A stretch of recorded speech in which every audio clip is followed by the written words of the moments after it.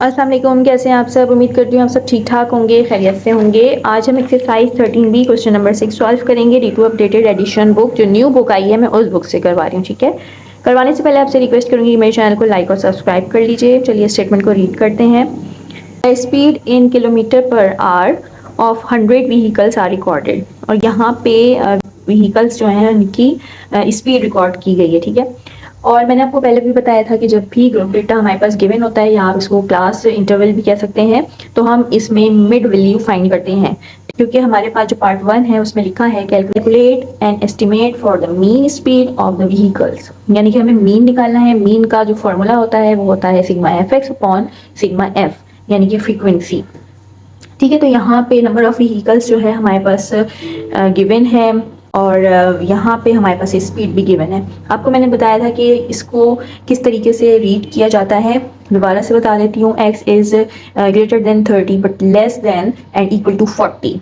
इसी तरह यहाँ पे x is greater than 40 but less than and equal to 50। ठीक है, यानी कि यहाँ पे जो स्पीड है वो 30 से ज़्यादा है और 40 तक है। और नंबर ऑफ व्हीकल्स यानी कि 16 व्हीकल्स ऐसी थी जिनकी स्पीड 30 से ज़्यादा थी और 40 के इक्वल थी। ठीक है, इसी तरह x is greater than 40 but less than and equal to 50, यानी कि 25 ऐसी व्हीकल्स थी जिनकी 40 से ज़्यादा स्पीड थी और 50 तक थी। ठीक है, तो इसी तरह इसको हम रीड करेंगे। यहाँ पे नंबर ऑफ व्हीकल्स भी गिवन है, तो हम सबसे पहले तो मिड वैल्यू फाइंड करेंगे। ठीक है, क्योंकि हमें मीन फाइंड करना है, तो हम इसको करना स्टार्ट करते हैं। ठीक है, तो ये है हमारे पास f यानी कि फ्रीक्वेंसी।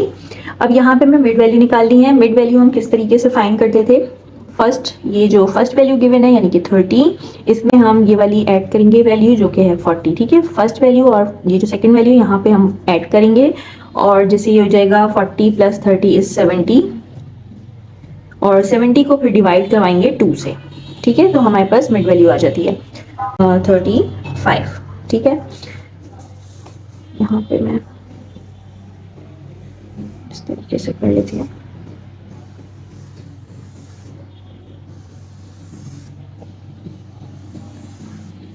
यहाँ पे 40, ठीक है, फर्स्ट वैल्यू, और ये वाली वैल्यू जो 50 लिखा है इसको हम ऐड करेंगे तो ये हो जाएगा 90, और हम इसको डिवाइड करवाएंगे 2 से। जब हम इसको 2 से डिवाइड करवाएंगे तो ये आ जाएगा 45।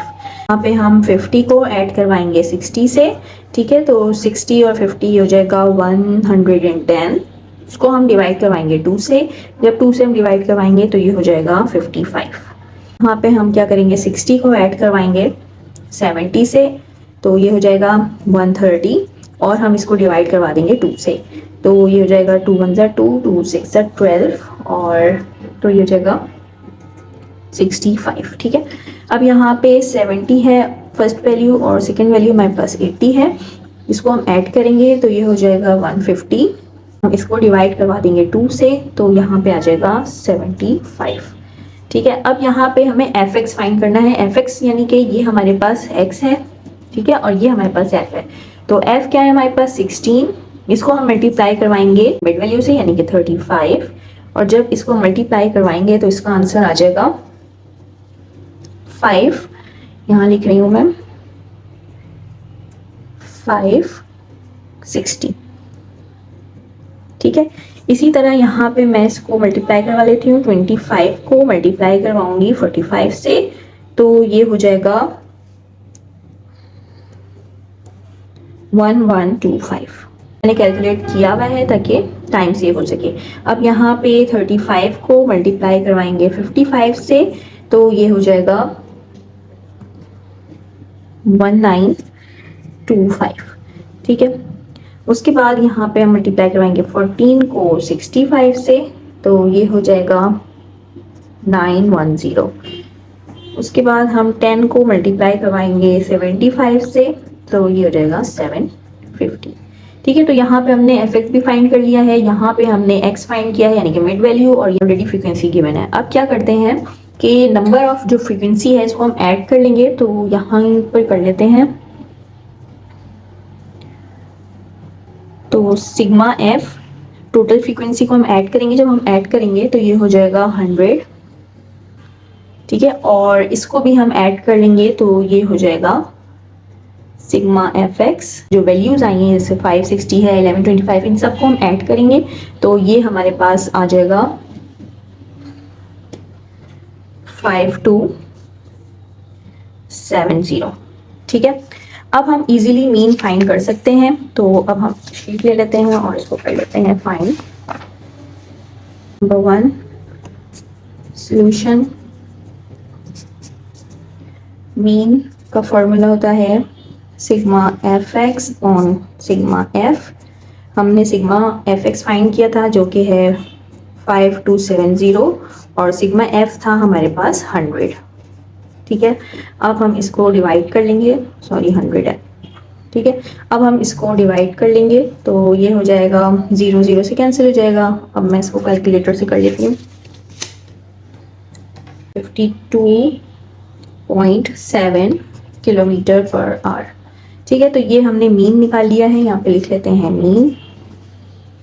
अब यहाँ पे पार्ट 2 में क्या कह रहे हैं ये कि find the ratio of the number of vehicles which travel at a speed of not more than 40 kilometre per hour to the number of vehicles which travel at the speed of more than 60 kilometre per hour. Ratio निकालना है और ratio किसका निकालना है कि जिसकी speed not more than 40 kilometre हो। ठीक है, तो सबसे पहले तो यही आ जाएगा 16 वाला। ठीक है, क्योंकि 40 से ज़्यादा ना हो, कम हो, तो सिर्फ हमारे पास ये वाला इंटरवल है, फ्रीक्वेंसी है 16। और to the number of vehicles which travel at a speed of more than 60, यानी कि 60 से ज़्यादा जिन व्हीकल्स की स्पीड थी उनका बताना है। तो यहाँ पे 60 से ज़्यादा देख लेते हैं, यहाँ पे इक्वल टू 60 है, 60 से ज़्यादा ये वाली है और ये वाली है, यानी कि 14 और 10।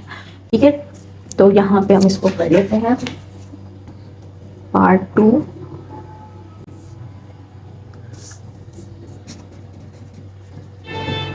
सॉल्यूशन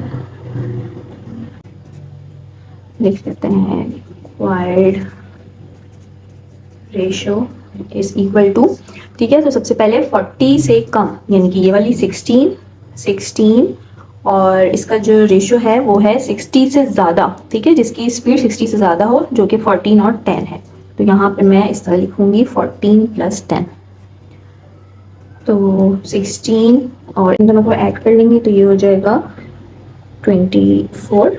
ठीक है, अब ये दोनों कौन से टेबल में आते हैं, 8 में देखते हैं। 8 2 × 16 होता है और 8 3 × 24 होता है। ठीक है, तो ये दोनों डिवाइड हुए हैं, यहाँ पे आप मेंशन भी कर सकते हैं डिवाइड बाय 8। ठीक है, तो 2:3 इसका आंसर है। ठीक है, तो ये थी आज की वीडियो। आई होप कि आपको समझ में आ गया होगा। मिलते हैं नेक्स्ट वीडियो में, अपना ख्याल रखिएगा। अल्लाह हाफिज़।